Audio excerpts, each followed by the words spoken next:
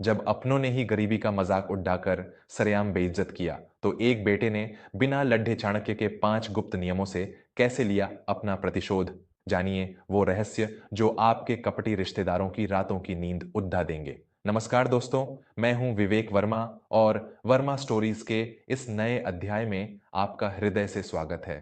दोस्तों, इस संसार में सबसे गहरे घाव वो नहीं होते जो रणभूमि में किसी शत्रु की तलवार से मिलते हैं। सबसे गहरे घाव वो होते हैं जो पारिवारिक समारोहों में अपनों के बीच मीठी बातों में लपेट कर मारे गए तानों से मिलते हैं। आचार्य चाणक्य ने कहा था कि एक खुला शत्रु उस कपटी रिश्तेदार से 1000 गुना बेहतर है जो आपके सामने तो मुस्कुराता है लेकिन पीठ पीछे आपकी असफलता का जश्न मनाता है। हमारे समाज में ऐसे रिश्तेदारों की कोई कमी नहीं है जो आपकी तरक्की देखकर अंदर ही अंदर जलते हैं और आपके बुरे वक्त में आपका उपहास करते हैं। लेकिन ऐसे लोगों से लड़ना या उन्हें अपशब्द कहना मूर्खता है। चाणक्य नीति कहती है कि अपने शत्रु को अपने शब्दों से नहीं बल्कि अपने मौन और अपनी भयानक सफलता से जलाकर भस्म करो।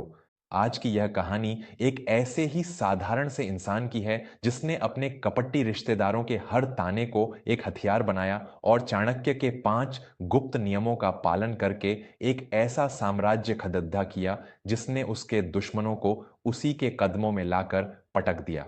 ये कहानी है कानपुर की पुरानी गलियों में पले बढ़े एक अत्यंत सीधे और कर्मठ युवक अभिज्ञान की। अभिज्ञान के पिता विश्वनाथ जी एक बहुत ही सरल और भावुक इंसान थे। विश्वनाथ जी का एक छोटा भाई था, गजानन। गजानन स्वभाव से बहुत ही धूर्त, लालची और महत्वाकांक्षी था। गजानन की पत्नी रेवती तो जैसे ईर्ष्या और चुगली की साक्षात देवी थी। इन दोनों पति पत्नी ने मिलकर विश्वनाथ जी के सीधेपन का ऐसा फायदा उठाया कि पुश्तैनी जमीन, हवेली और व्यापार सब कुछ धोखे से अपने नाम कर लिया। विश्वनाथ जी इस धोखे का आघात सह नहीं पाए और एक दिन इस दुनिया से विदा हो गए। अपने पीछे वे छोड़ गए कर्ज का एक पहाड़ा और एक छोटा सा जर्जर मकान जिसमें अभिज्ञान और उसकी पत्नी निहारिका रहते थे। गजानन और रेवती पूरे शहर में अपनी रईसी का दिखावा करते थे। उनका बेटा प्रत्युष हमेशा महंगी गाड़ियों में घूमता और अभिज्ञान को एक कीधे मकोदे की तरह देखता था।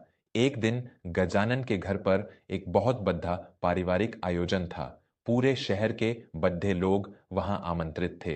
अभिज्ञान और निहारिका भी बहुत ही साधारण कपड़ों में वहां पहुंचे। निहारिका ने अपनी पुरानी रेशमी साड़ी पहनी थी जिसे उसने बहुत सहेज कर रखा था। भरे दरबार में जब अभिज्ञान ने आगे बढ़कर अपने चाचा गजानन के चरण स्पर्श किए तो गजानन ने अपने पैर पीछे खींच लिए और जोर से हंसते हुए कहा, अरे अभिज्ञान बाबू, दूर से ही प्रणाम कर लो। तुम्हारे कपड़ों से तो अभी भी उस सीलन भरे मकान की बदबू आ रही है। सुना है आजकल किसी परचून की दुकान पर मुनीमगिरी कर रहे हो।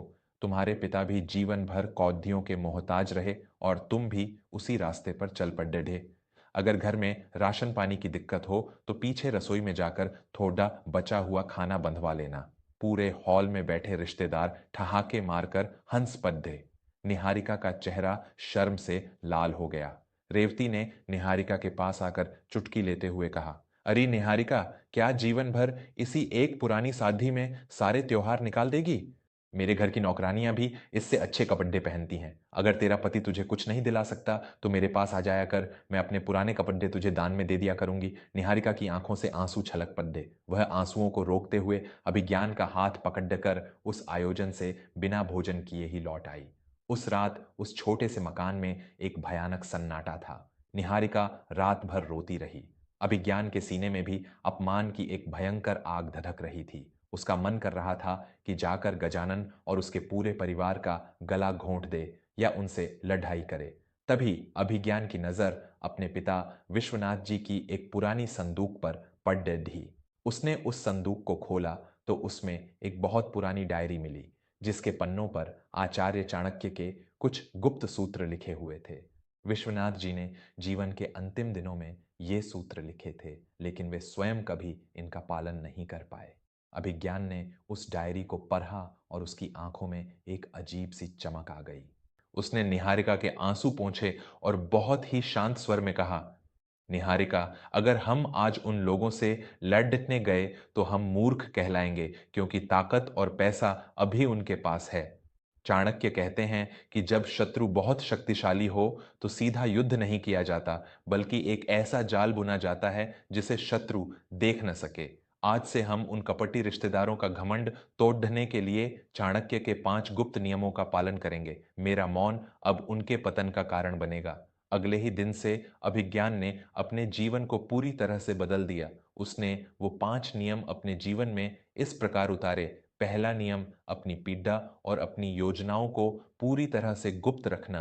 अभिज्ञान ने अपनी छोटी सी नौकरी छोड़ दी और शहर के बाहर जद्दी बूटियों और मसालों का एक छोटा सा स्वतंत्र व्यापार शुरू किया। लेकिन उसने यह बात किसी भी रिश्तेदार को नहीं बताई।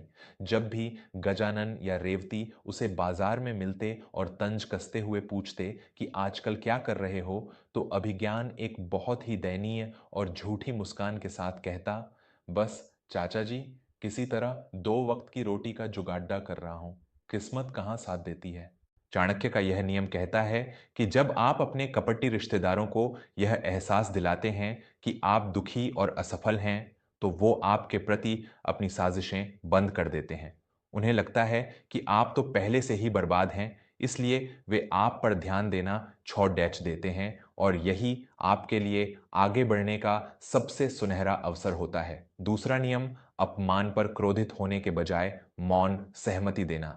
एक बार प्रत्यूष अपनी नई गाड़ी में जा रहा था। उसने बाजार में अभिज्ञान को पैदल चलते हुए देखा। उसने जानबूझकर गाड़ी रोकी और कीचड़ अभिज्ञान के कपड़ों पर उड्ढा दिया।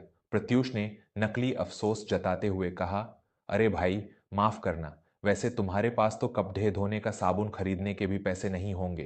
क्या करें, गरीबों की किस्मत में ही कीचड़ होता है। कोई और होता तो वहां लड़ाई कर बैठता। लेकिन अभिज्ञान ने अपने माथे से कीचड़ पोंछा और बहुत ही शांति से मुस्कुराते हुए कहा, तुम बिल्कुल सही कह रहे हो प्रत्यूष भाई, हम तो मिट्टी के लोग हैं, हमारा तो जन्म ही कीचड़ सहने के लिए हुआ है। ईश्वर तुम्हारी इस गाड़ी को और बड्ढा करे। प्रत्यूष इस उत्तर से पूरी तरह बौखला गया। जब आप अपने अपमान पर क्रोधित होने के बजाय उसे मुस्कुराकर स्वीकार कर लेते हैं, तो सामने वाले का सारा अहंकार चकनाचूर हो जाता है। उसे उस लड़ाई में कोई मजा नहीं आता जिसे वो भड़काना चाहता था। तीसरा नियम, स्वयं पूर्णता भूल कर भी उनसे मदद न मांगना। व्यापार के दूसरे वर्ष में अभिज्ञान को एक बहुत बड़े कच्चे माल का सौदा मिला, जिसके लिए उसे 5 लाख रुपयों की तत्काल आवश्यकता थी। अगर वह सौदा हो जाता तो उसका व्यापार रातों रात दोगुना हो सकता था। रिश्तेदारों को पता था कि अभिज्ञान को पैसों की जरूरत है। गजानन इंतजार कर रहा था कि अभिज्ञान उसके सामने हाथ फैलाने आएगा ताकि वह उसे और जलील कर सके। लेकिन अभिज्ञान उनके दरवाजे पर नहीं गया। उसने और निहारिका ने मिलकर अपने घर के बचे खुचे पुराने बर्तन और निहारिका का आखिरी मंगलसूत्र भी गिरवी रख दिया। उन्होंने आधी पेट खाना खाया, लेकिन उन रिश्तेदारों के सामने हाथ नहीं फैलाया। चाणक्य कहते हैं कि जो इंसान अपने दुश्मनों के आगे अपनी आजीविका या मदद के लिए हाथ फैलाता है, वह जीवन भर के लिए उनका गुलाम बन जाता है। अपने स्वाभिमान को कभी किसी की तिजोरी के आगे मत झुकने दो। चौथा नियम, छोटी सफलताओं का दिखावा न करना, बल्कि अंतिम प्रहार के लिए शक्ति संचय करना। 3 साल बीत गए। अभिज्ञान का वो छोटा सा जड़ी बूटियों का व्यापार अब एक बहुत बड़ी कंपनी में बदल चुका था। उसके पास अब करोड़ों का मुनाफा आ रहा था और विदेशी व्यापारी भी उससे माल खरीदने लगे थे। लेकिन उसने अपने रहन सहन में रत्ती भर भी बदलाव नहीं आने दिया। वह आज भी बाजार में अपनी पुरानी खटारा साइकिल पर ही जाता था। निहारिका आज भी सूती सादियां पहनती थीं। जब रिश्तेदारों के बीच कोई चर्चा होती तो अभिज्ञान हमेशा पीछे की पंक्ति में चुपचाप बैठता। उसने कभी किसी के सामने अपनी दौलत का बखान नहीं किया, क्योंकि वह जानता था कि आधा अधूरा दिखावा हमेशा ईर्ष्या को जन्म देता है और आपके मार्ग में नई बाधाएं खड़ी करता है। पांचवा नियम, सही समय पर अपने कद से ऐसा प्रहार करना कि शत्रु शब्दहीन हो जाए। समय का पहिया अपनी गति से घूम रहा था। गजानन के बेटे प्रत्यूष को व्यापार में भारी घाटा होने लगा। उसके अहंकार और अय्याशियों ने गजानन के पूरे साम्राज्य को कर्ज में डुबो दिया।